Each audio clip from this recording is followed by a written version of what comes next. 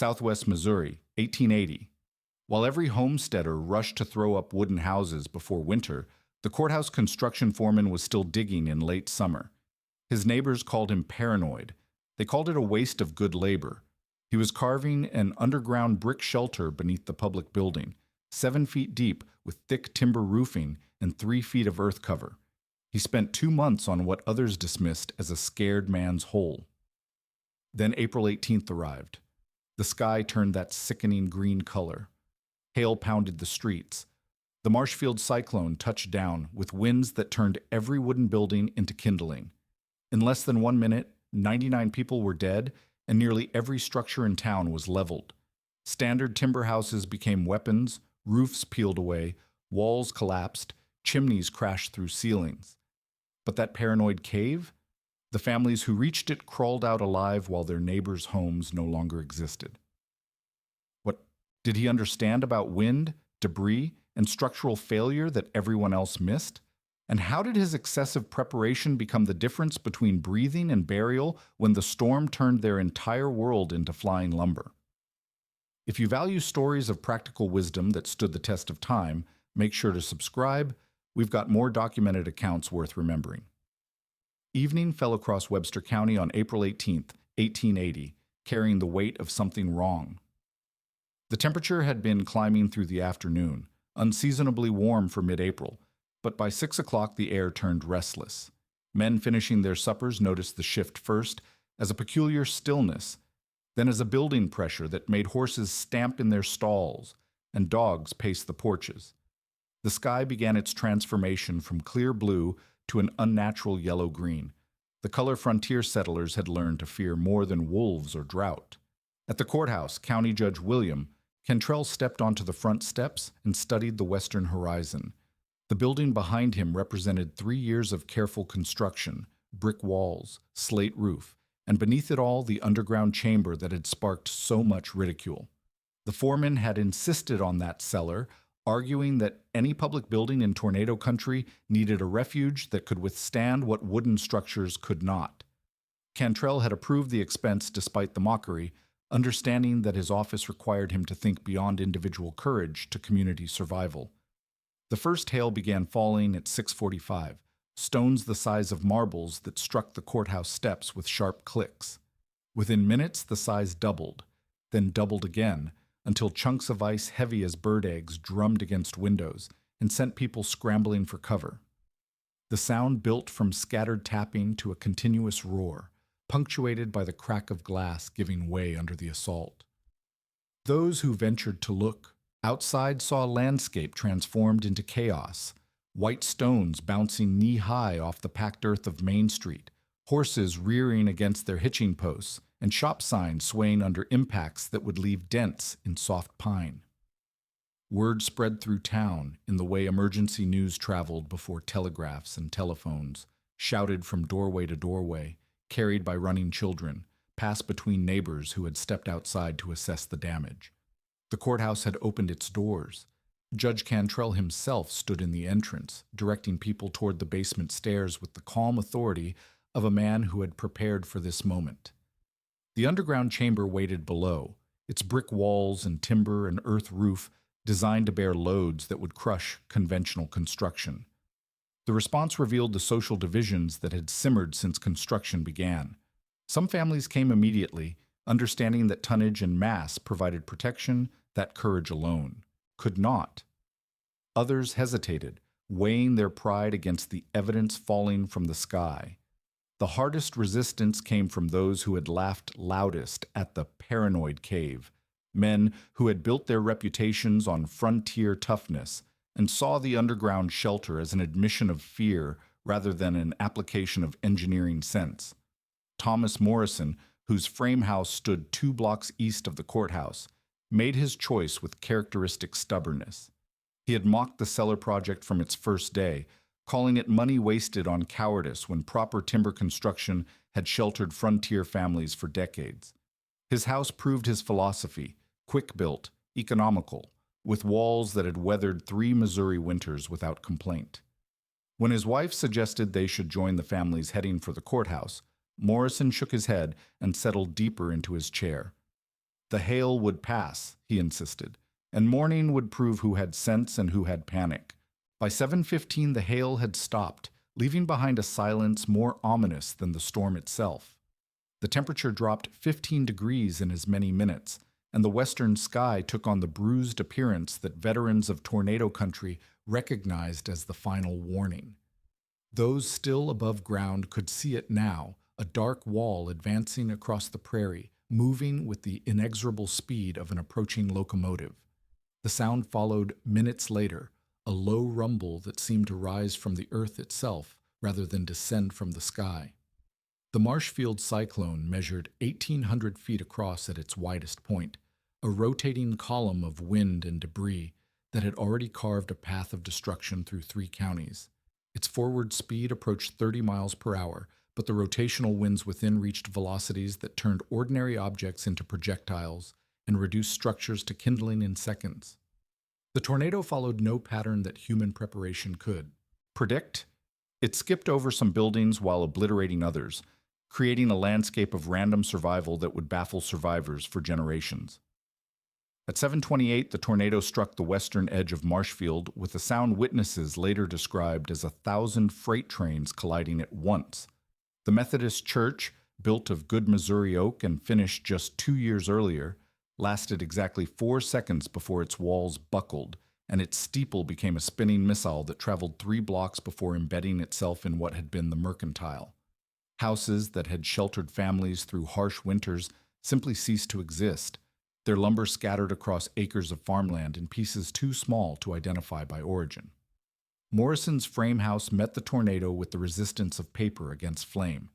The wind found purchase under the eaves first, lifting the entire roof structure as a single unit before tearing it apart in midair. The walls followed, each board becoming part of a debris field that transformed the neighborhood into a wasteland of splintered wood and twisted metal. Morrison himself survived only because the tornado's path shifted slightly eastward as it passed, leaving him in the basement of what had been his home, surrounded by the wreckage of his certainty. The courthouse absorbed the storm's fury with stubborn persistence. Its brick walls shed mortar and lost windows, and its slate roof suffered damage that would require complete replacement, but the structure held.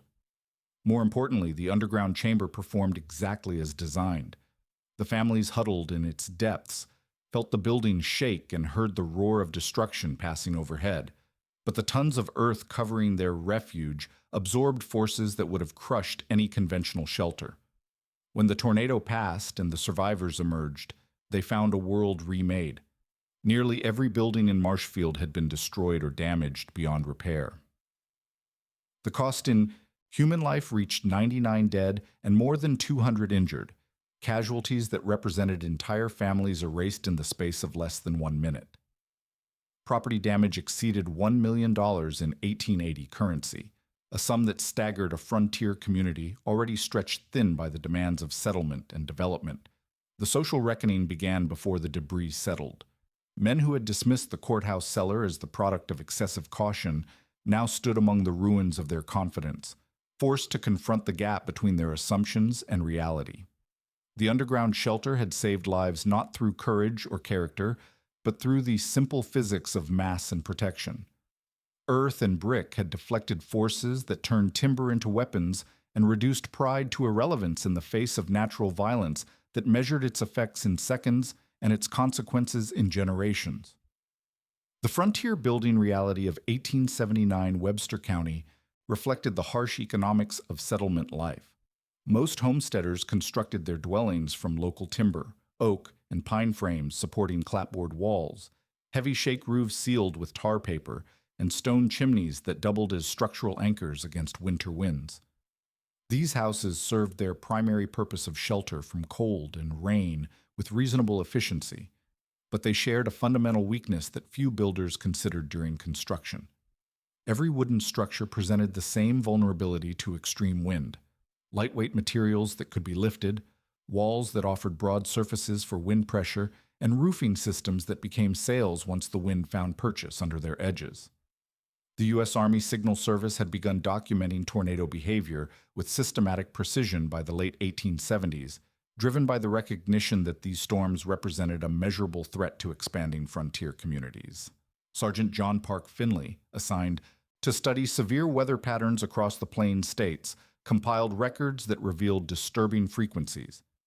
Kansas alone recorded 62 confirmed tornadoes between 1794 and 1881. Missouri documented 43 in the same period. The average reported path width measured 1,085 feet, with forward speeds averaging 30 miles per hour, and duration at any given point ranging from 10 seconds to 30 minutes. These statistics carried practical implications that most frontier builders ignored. A tornado approaching at 30 miles per hour covered ground at roughly 44 feet per second, meaning that a storm 1,000 feet wide would pass any fixed point in approximately 23 seconds of peak intensity. During those seconds, rotational winds within the funnel could exceed 100 miles per hour, creating forces that no conventional wooden structure could withstand. The problem was not that frontier carpenters lacked skill, but that they built for the wrong type of failure. Their houses could shed snow loads and resist steady winds, but they could not survive the sudden application of forces that turned structural members into projectiles. The courthouse construction project of 1878 had proceeded according to standard territorial government specifications. Brick walls 2 feet thick, slate roofing supported by heavy timber beams, and a foundation that extended below the frost line to prevent seasonal shifting. The building foreman, a veteran of public construction projects across 3 counties, understood that government buildings required more robust engineering than private homes. They needed to house records, accommodate public meetings, and serve as symbols of permanent settlement rather than temporary shelter. But his insistence on an underground refuge beneath the courthouse floor reflected concerns that extended beyond conventional building practice. His argument to County Judge Cantrell focused on documented precedent rather than theoretical speculation. Tornadoes struck Missouri communities with predictable frequency, and the damage patterns showed consistent characteristics. Wooden buildings failed through roof failure, wall collapse, or complete structural disintegration. Stone and brick construction offered better resistance, but even masonry buildings could suffer catastrophic damage when debris traveling at high velocity struck critical structural points. Underground chambers, by contrast, removed the entire structure from the wind's reach and provided mass sufficient to deflect or absorb impacts that would destroy surface buildings.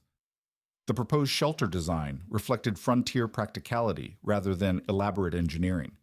The excavation would extend 7 feet below the courthouse floor, creating a chamber 12 feet wide by 14 feet long, with sufficient ceiling height for adults to move comfortably in a crouched position.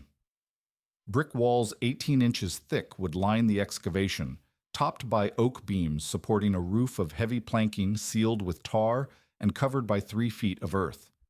The entrance would follow a dogleg pattern to prevent wind and debris from shooting directly into the chamber, and the door would consist of 2-inch oak planking reinforced with iron strapping and secured by interior bars. The community response emerged along predictable lines of frontier skepticism toward unfamiliar precautions. Men who had invested their labor and savings in conventional construction viewed the underground shelter as an implicit criticism of their own building methods. The extra expense rankled taxpayers who already questioned whether territorial government required such elaborate accommodations. More fundamentally, the shelter challenged the frontier ethos of meeting danger directly rather than hiding from it. To many residents, the underground chamber represented the kind of excessive caution that distinguished frightened settlers from confident pioneers. Thomas Morrison became the most vocal critic of the shelter project, using his position as a successful merchant to amplify his objections throughout the community. Morrison had built his frame house according to established frontier standards: 12-inch oak sills, wall studs spaced 16 inches apart, and a steep-pitched roof designed to shed snow and rain efficiently. The structure had weathered 3 Missouri winters without significant damage, and Morrison considered it proof that proper construction techniques provided adequate protection against any reasonable threat. The courthouse cellar, in his view, represented money wasted on imaginary dangers by men who lacked the confidence to trust their own building skills. The ridicule took forms that frontier communities perfected for discouraging deviation from accepted practice. Men gathering at Morrison's store began referring to the project as the scared man's hole and speculating about what other imaginary threats might require underground preparation. The jokes expanded to include suggestions for shelters against Indian attacks, grasshopper swarms, and blizzards, each delivered with the kind of frontier humor that masked serious social pressure to conform to community standards. Women joining their husbands for Saturday shopping heard detailed explanations of why real pioneers built above ground and left hiding to prairie dogs and ground squirrels. The foreman continued excavation work despite the mounting social pressure, driven by his understanding of wind behavior and structural failure modes that his critics had never witnessed firsthand. He had seen what happened when tornadoes struck wooden buildings in adjacent counties, entire structures reduced to scattered lumber in seconds, families killed by debris that had once been their own homes, and survivors forced to acknowledge that courage provided no protection against forces that operated according to physical laws rather than human intentions. The courthouse shelter would remove wind leverage entirely by placing the refuge below grade, where tons of earth would absorb impacts that would flatten conventional construction. Construction proceeded through the fall months of 1878, with methodical attention to details that seemed excessive to casual observers. The brick lining required mortar mixed according to specifications that ensured permanent bonding under stress. The timber roof system used oak beams dimensioned to support not only their own weight and the earth covering, but also the additional loads that flying debris might impose during a storm. The entrance design incorporated lessons learned from military engineering about how blast forces traveled through confined spaces, creating a corridor that would deflect rather than channel destructive energy toward the occupied chamber. By spring of 1879, the shelter stood, complete beneath the courthouse floor, its presence marked only by the heavy oak door that opened onto stone steps descending into the earth. The final cost had exceeded original estimates by nearly 30%, providing Morrison and his allies with additional ammunition for their criticism of the project as wasteful government spending on unnecessary precautions. The jokes continued through the summer months, reinforced by the absence of any tornado activity that might justify the expense or vindicate the foreman's concerns about frontier building vulnerability to extreme wind events. Site selection for the courthouse storm shelter had begun with the fundamental principle that governed all underground construction on the frontier. Water management determined whether a cellar provided safety or became a death trap. The foreman chose the highest elevation within the courthouse foundation area, ensuring that seasonal drainage would flow away from rather than toward the excavated chamber.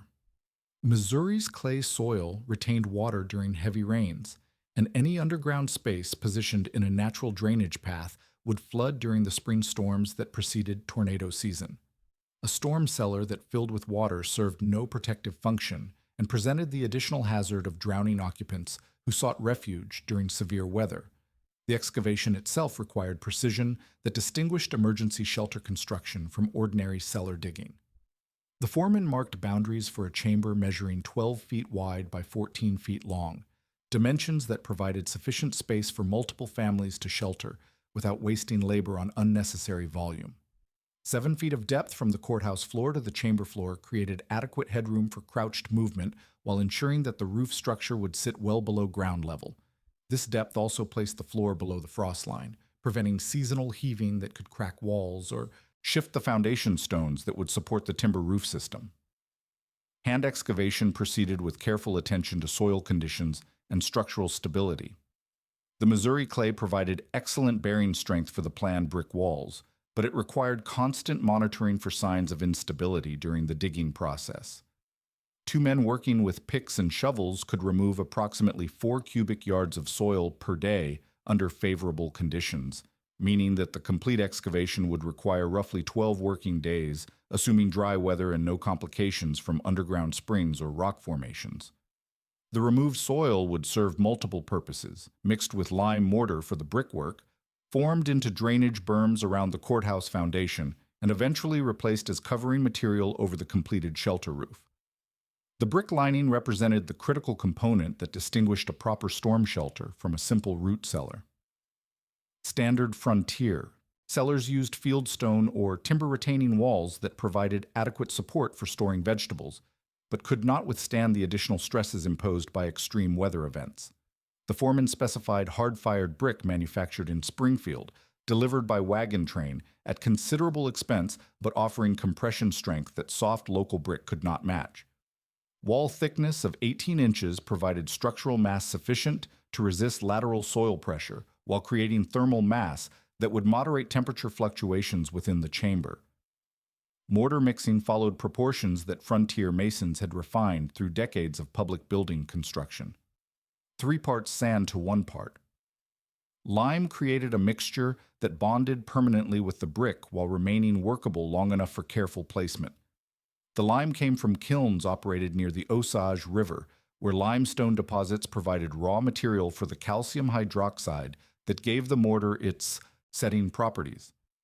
Proper mixing required adding water gradually while maintaining constant agitation to prevent lumping, a process that consumed nearly as much time as the actual bricklaying but determined whether the walls would hold under stress or crumble when subjected to the ground vibrations that accompanied severe storms. Wall construction proceeded course by course with attention to bonding patterns that distributed loads evenly across the structure. Each brick required individual fitting and leveling to maintain straight walls and uniform mortar joints. The work progressed at approximately 4 courses per day with 1 mason and 1 helper, meaning that walls rising 7 feet above the chamber floor demanded nearly 3 weeks of continuous labor. Corner reinforcement used overlapping brick patterns that created interlocking joints at the points where structural stresses concentrated during ground movement. The interior surface received a lime wash coating that sealed the brick against moisture penetration and provided a lighter surface that would reflect available light more effectively. The roof system presented engineering challenges that separated emergency shelter construction from conventional building practice.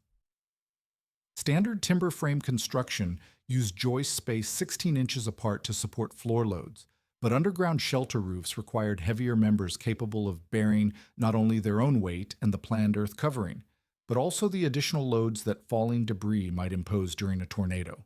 The foreman specified oak beams measuring 4 inches by 10 inches, spaced 12 inches apart, and spanning the 14-foot width of the chamber. These beams would rest on the brick walls and extend 6 inches into the masonry on each side to distribute loads across multiple courses rather than concentrating weight at single points. Beam preparation required careful selection of timber that had seasoned sufficiently to prevent excessive shrinkage after installation. Oak cut during the previous winter had dried through the summer months, reducing moisture content to levels that minimized dimensional changes once the beams bore structural loads. Each beam received individual inspection for knots, checks, or other defects that might compromise load-bearing capacity. The installation process demanded precision fitting to ensure that all beams contacted the brick walls evenly, preventing point loads that could crack the masonry or create weak spots in the roof structure. Planking installation created the actual roof surface that would support the earth covering and resist penetration by debris traveling at high velocity. 2-inch oak planks, milled to uniform thickness and edge joined with precise craftsmanship, covered the beam framework without gaps that might allow soil to sift through into the chamber below. The planks ran perpendicular to the beam direction and required individual fitting to accommodate the slight irregularities that hand construction introduced even in carefully executed work. Each plank received secure fastening with hand-forged iron nails, driven at angles that prevented withdrawal under the upward forces that severe storms might generate. Waterproofing represented the final critical element that determined whether the shelter would remain habitable during the extended storms that often accompanied tornado activity. The foreman applied multiple layers of pine tar over the plank roof, creating a membrane that would shed water while remaining flexible enough to accommodate the slight movements that all timber construction experienced with seasonal changes.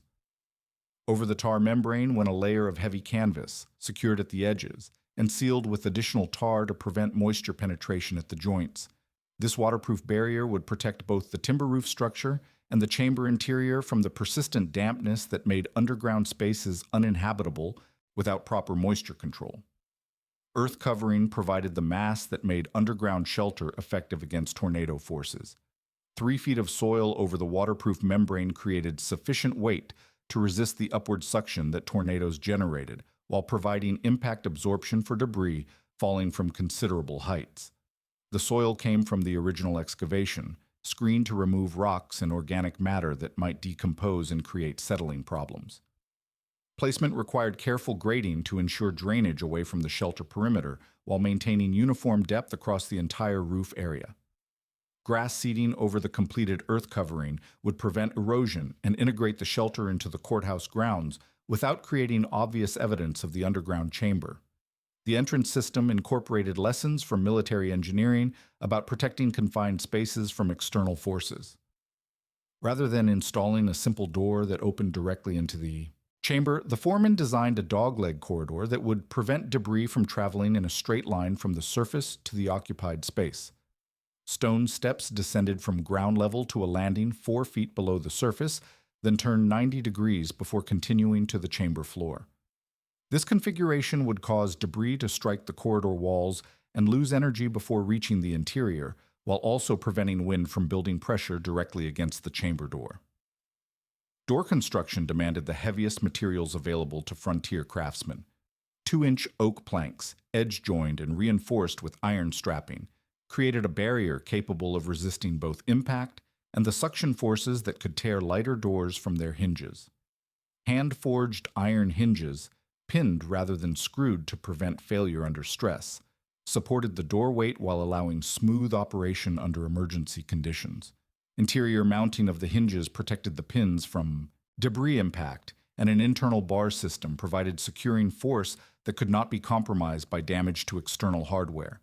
The completed door weighed nearly 150 pounds, requiring 2 people to operate, but offering protection that justified the inconvenience.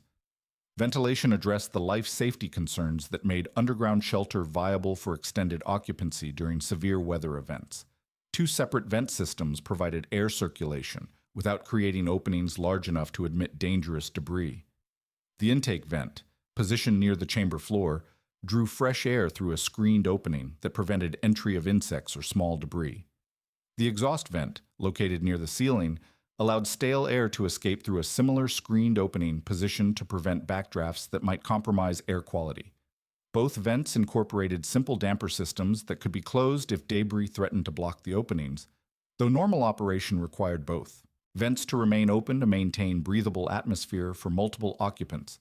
The tornado had begun its destructive path 40 miles southwest of Marshfield, touching down near the small settlement of Dadeville, where it demolished 3 farmhouses and killed a family of 5 before lifting briefly and reforming with increased intensity.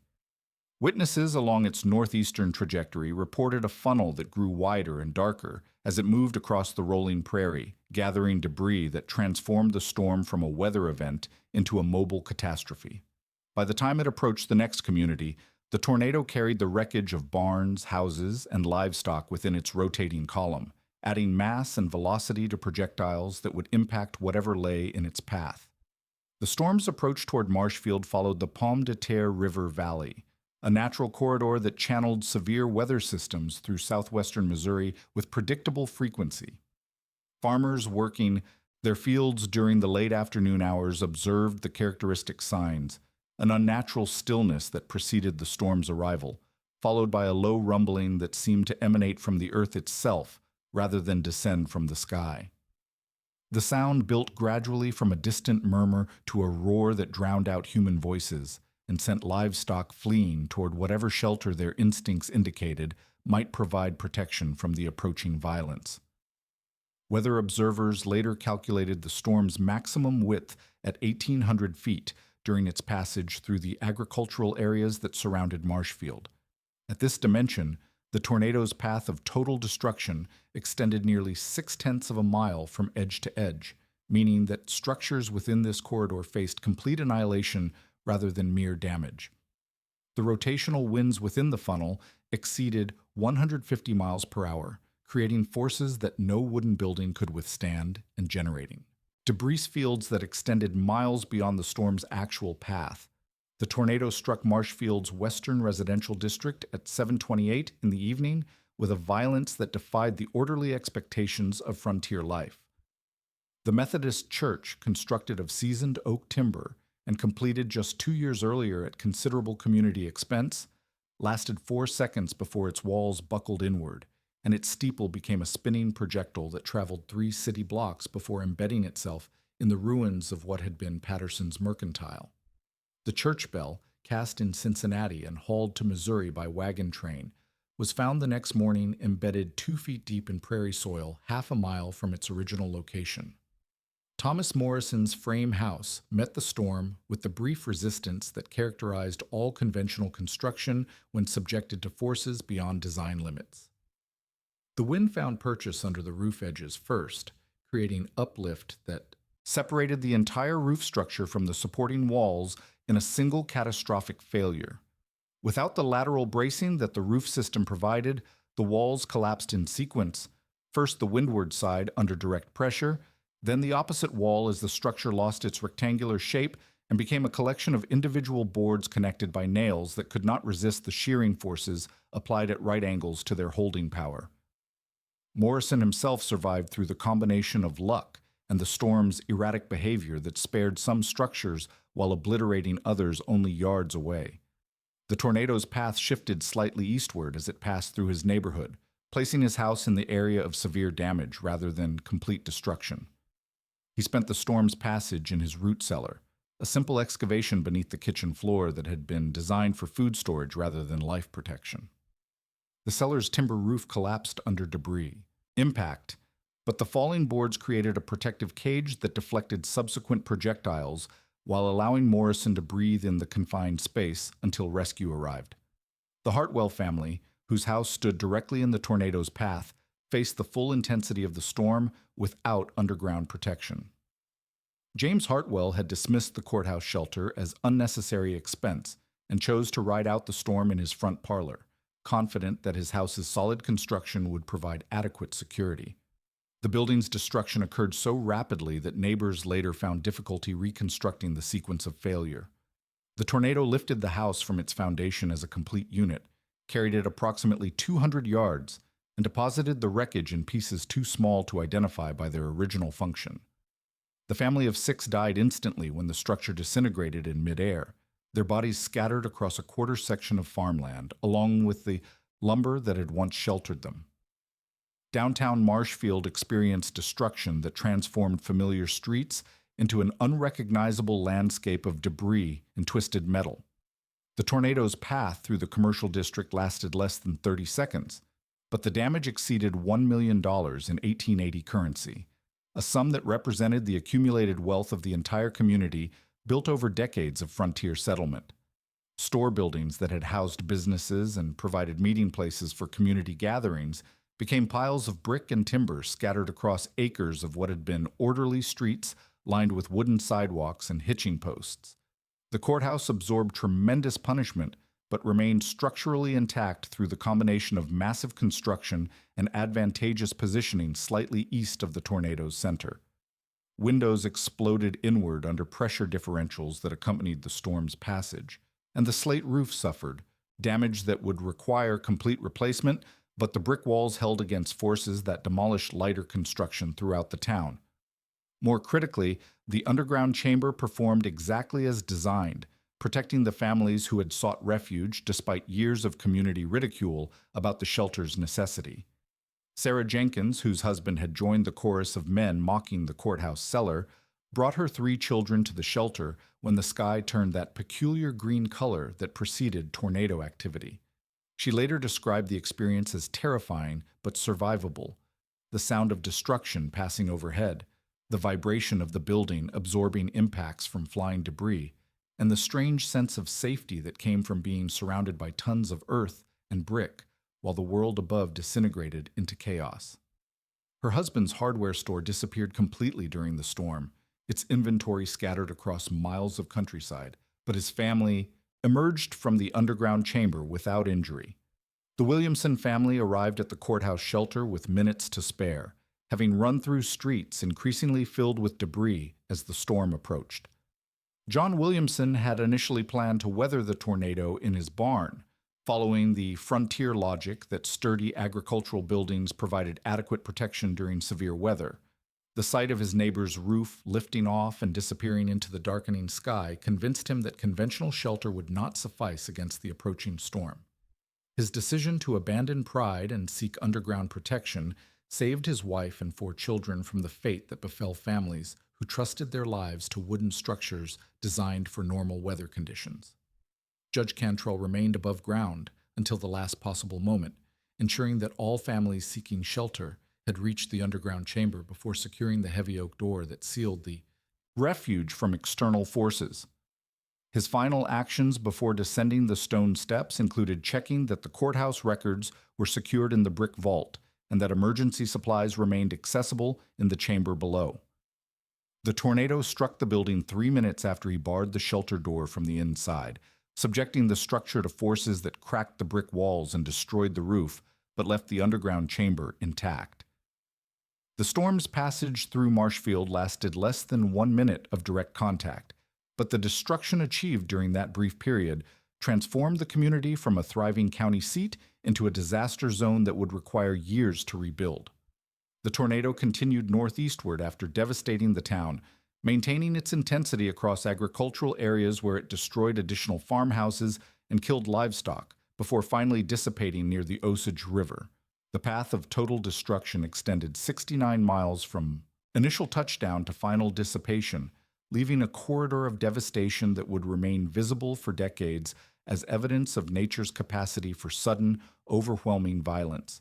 When the wind passed and the survivors emerged from whatever shelter they had found, they discovered a landscape that bore no resemblance to the orderly community they had known that morning. Nearly every building in Marshfield had been destroyed or damaged beyond immediate repair, and the death toll of 99 people represented entire families erased in seconds by forces that had turned their own homes into weapons against them. The underground chamber beneath the courthouse had preserved 27 lives through the simple application of mass and protection, earth and brick, deflecting forces that no amount of courage or determination could have withstood above ground. Dawn revealed the true scope of the destruction that had transformed Marshfield from a prosperous county seat into a wasteland of splintered timber and scattered brick. The economic devastation reached beyond mere property damage to encompass the accumulated wealth of 2 generations of frontier settlement. $1 million in 1880 currency represented not just buildings and merchandise, but the tools, livestock, and infrastructure that sustained an entire community's ability to generate income and support families. Merchants who had built successful businesses over decades found their inventories scattered across miles of countryside, their customer base decimated, and their buildings reduced to debris that would cost more to clear than to abandon. The human cost carried implications that extended far beyond the immediate tragedy of 99 deaths. Entire families had been erased from the community roster, taking with them not only lives but the knowledge, relationships, and economic contributions that defined a frontier town's character. The Hartwell children would never attend the school that no longer existed. Their father would never complete the expansion of his grain operation, and their mother would never organize the church social events that had anchored community life through the isolation of Missouri winters. The multiplying effects of such losses created social and economic gaps that would influence Marshfield's development for generations. Thomas Morrison emerged from his collapsed root cellar with injuries that would heal, but also with a transformed understanding of the relationship between human judgment and natural forces. His frame house, which had represented proof of proper frontier building techniques, existed now only as scattered lumber, mixed indiscriminately with debris from dozens of other structures. The hardware store that had provided his livelihood and social position lay demolished, its inventory of nails, tools, and building supplies distributed across the county by winds that recognized no distinction between valuable merchandise and worthless scrap. His vocal criticism of the courthouse shelter now seemed like evidence of dangerous ignorance rather than frontier wisdom. The social reversal began immediately, without formal declarations or community meetings, as survivors processed the gap between their assumptions and the reality they faced. Men who had joined Morrison in ridiculing the underground chamber found themselves unable to articulate their previous objections when confronted with the evidence that earth and brick had preserved lives while conventional construction had failed catastrophically. The jokes about scared man's holes disappeared from conversations that now focused on practical questions about rebuilding, insurance claims, and the techniques that might prevent similar disasters in future storms. Sarah Jenkins, whose family had survived in the courthouse shelter while her husband's business disappeared, became an inadvertent spokesperson for the protective approach that the community had previously mocked. Her account of the storm's passage, the sound of destruction overhead, the safety provided by tons of protective earth, the contrast between underground security and surface chaos, carried the credibility of first-hand experience rather than theoretical speculation. Other survivors echoed her testimony, creating a consensus that the shelter had represented engineering sense rather than excessive caution. The rebuilding process reflected this shift in community priorities as property owners incorporated storm protection into their construction plans rather than treating severe weather as an acceptable risk. Merchants rebuilding their stores added reinforced basements capable of serving as storm shelters, using brick construction and heavy timber roofing similar to the courthouse design. Residential construction began including underground chambers or reinforced interior rooms designed to provide protection during tornado activity. The additional expense, which had seemed wasteful before the disaster, now appeared as reasonable insurance against documented threats. The methods spread beyond Marshfield occurred through the practical communication networks that connected frontier communities across Missouri and Kansas. Traveling merchants, county officials, and family members carried detailed descriptions of the courthouse shelter's performance to towns that had not yet experienced major tornado damage. The accounts included specific construction details, brick wall thickness, timber dimensions, earth covering depth, and entrance design that allowed other communities to replicate the protective approach without requiring theoretical understanding of the engineering principles involved. County records from the 1880s document the proliferation of similar shelters across southwestern Missouri as neighboring communities applied lessons learned from the Marshfield disaster. The town of Bolivar, 30 miles northeast, allocated funds for a public storm shelter beneath their courthouse within 6 months of the tornado. Springfield, the regional commercial center, modified building codes to encourage underground refuges in public buildings and large commercial structures. The practical knowledge spread organically as people shared information about techniques that had demonstrated effectiveness under actual emergency conditions. Sergeant John Park Finley of the U.S. Army Signal Service arrived in Marshfield 2 weeks after the tornado to conduct the systematic damage survey that would contribute to his expanding research on severe weather patterns. His documentation included detailed measurements of the tornado's path, analysis of structural failure modes, and interviews with survivors about their experiences during the storm. The courthouse shelter particularly interested Finley because it represented a successful application of protective principles that could be standardized and recommended to other communities facing similar threats. Finley's subsequent reports to the Signal Service emphasized the practical lessons that Marshfield's experience offered to frontier communities throughout tornado-prone regions. Underground construction removed structures entirely from wind forces that no surface building could withstand, while earth covering provided mass sufficient to deflect debris traveling at velocities that turned ordinary objects into deadly projectiles. The shelter's design required no advanced engineering knowledge or expensive materials beyond the reach of typical frontier construction capabilities. Most importantly, the protection worked. 27 people had survived in the courthouse chamber, while 99 others died in conventional buildings that failed under identical conditions.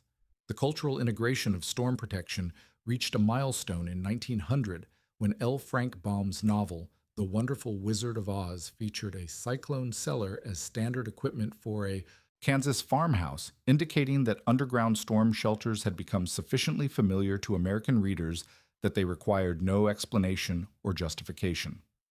Baum's description of Dorothy's family seeking refuge in their storm cellar reflected the acceptance of protective construction as normal frontier practice rather than exceptional precaution. The fictional portrayal confirmed that the lessons learned in Blood at Marshfield had become part of the ordinary knowledge that Americans expected from settlers in tornado country.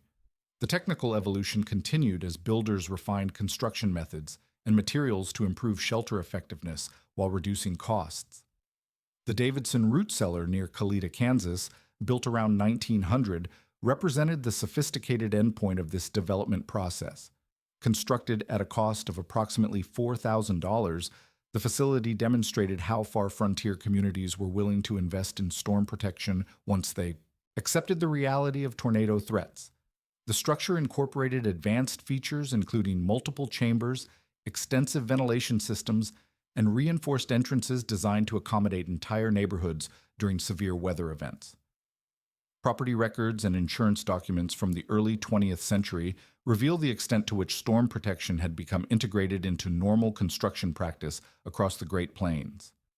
Towns that had never experienced major tornado damage nevertheless incorporated underground shelters into their public buildings and encouraged similar protection in private construction. The additional costs, which had once seemed prohibitive, became accepted as necessary investments in community safety and economic stability. The legacy extended beyond individual construction decisions to influence regional building codes, insurance requirements, and emergency planning procedures that would define tornado preparedness for the next century. The courthouse foreman's insistence on underground protection, dismissed as paranoia in 1878, had established the foundation for systematic approaches to severe weather survival that would save thousands of lives as frontier settlements grew into modern cities. His understanding that tornadoes represented engineering problems rather than tests of character transformed how American communities prepared for natural disasters that measured their effects in seconds but created consequences lasting generations. The lesson embedded in Marshfield's ruins proved brutally simple but difficult to accept without first-hand experience of catastrophic failure. On the frontier, the man who planned for debris and uplift outlived the man who planned to be brave, because nature's violence operated according to physical laws that rewarded preparation and punished pride with impartial lethality that recognized no distinction between courage and foolishness when the wind began to tear apart. The world,